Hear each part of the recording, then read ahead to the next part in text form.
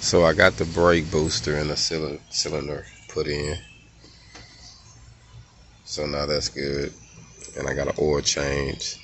I got to replace the belt on here, and that'll be good. The battery is great.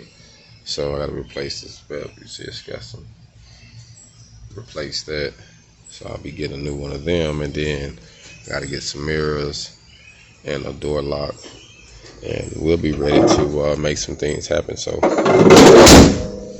Mr. Fred is coming along, the work truck is coming along. I'm getting everything lined out. So each day or every chance I get, I try to do what I can. So I'm gonna tinker with a couple things when I get back. I actually got a service call I'm gonna go check out now and see what he's got going on with this trailer. So we're gonna be finding that out, and I'll be coming back at you soon, man, with some more updates on Mr. Fred and how we line out the work truck. All gone.